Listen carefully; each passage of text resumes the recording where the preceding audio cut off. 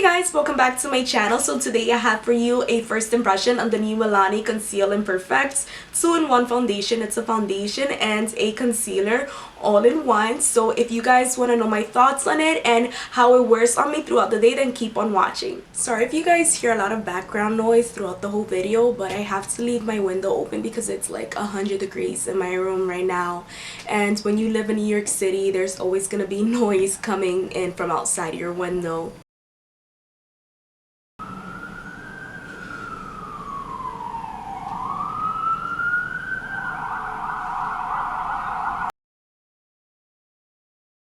So I ordered 2 shades from the Milani website just because I don't know which one is going to be my color, and they were $10.99 each. In the back it claims that the foundation is medium to full coverage, it's lightweight, oil free, and long wearing, and it is water and sweat proof. As you guys can see, I have a lot of acne scarring all over my face, so the first thing that I'm going to be looking for in this foundation is if it really does cover up everything, since it's a concealer and foundation in one. Second thing that I'm going to be looking to is if the foundation doesn't make my face look like a hot grease ball in about 4 or 5 hours, because I have very oily skin.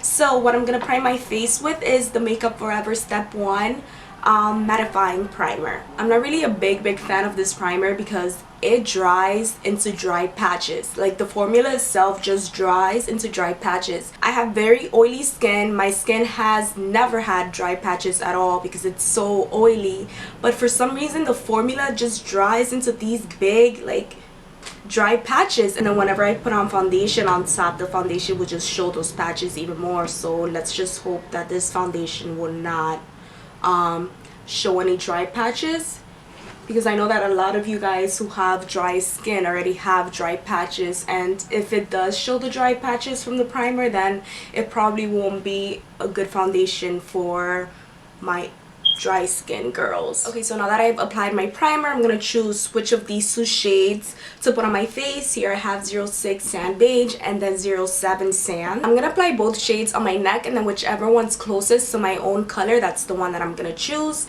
The foundation has a pump, which is very convenient for everyone. It just makes life easier when a foundation comes with a pump. Okay, so this is 06, this one is 07. The big difference is that 06 is way more yellow than 07. Even though it kind of looks like 07 might match me better, I think I'm gonna apply 06 on my face just because it's lighter, and since it's lighter, we're going to be able to see if it oxidizes or gets darker on the skin throughout the day. Okay, so this is 2 pumps of shade 06, and I'm going to be applying that with my Sigma 3D HD Kabuki brush. I have a code for you guys, so check the description box if you are interested in that. Okay, so I'm going to start with this half, and I don't know if it's showing up on camera, but the primer has already given me some dry patches on the skin. So let's hope that the foundation won't accentuate those more.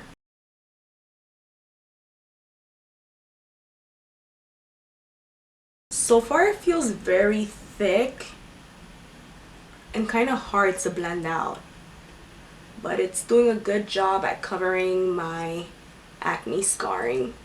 Okay, so here's one side with only 1 layer of the foundation.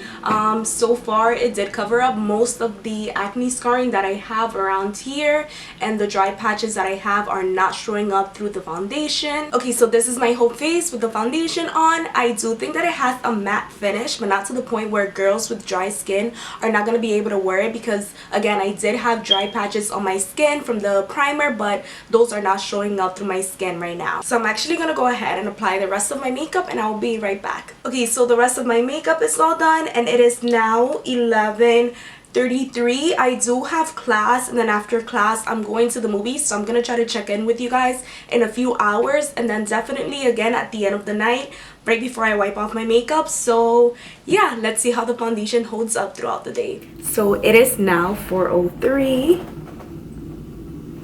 I just left class, so I've had it on for 4.5 hours right now, and it still looks great.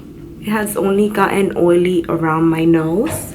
So I am gonna powder my nose because I am going to the movies and to go get dinner later tonight, and I don't want to have an oily nose.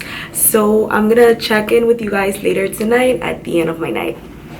Okay, so it's a little after 11 o'clock right now, so I've had my makeup on for a total of 12 hours.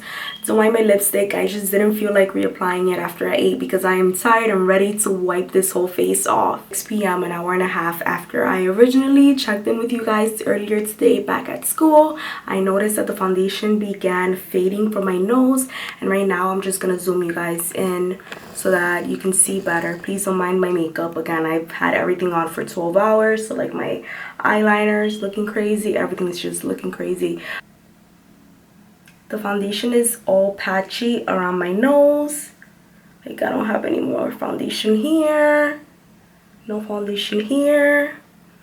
So the foundation definitely was not a match for the very strong oils that I have on my nose. I also feel like it began fading throughout my cheeks, where now my acne marks are more noticeable again, and I can also see the tiny little pores that I have in this area right here. So my final thoughts, I really did want to like the foundation, but I don't think that it's really long wearing if you have extremely oily skin like I do. I think I'm gonna keep the foundation because there are times where I do my makeup here at home and I'm not really going anywhere. I just do my makeup to take pictures of my makeup. So since I'm not really planning on wearing my makeup for long on those days, then I think that it's a perfect foundation for pictures. For my oily skin girls, I think that it's gonna be a great foundation for you because it really does conceal a lot of imperfections at first. It doesn't really emphasize dry patches. Okay, so that's all that I have to say about it for now, just because I'm so tired. I feel like nothing's really coming to my head. It's been such a long day for me, but I will definitely write down my final thoughts for you guys to read down in the description box, so check that out. And that's really it. If you guys really liked the video and my first impression on the Milani 2-in-1 foundation, then please give it a thumbs up, and I will see you guys in my next one. Bye, take care.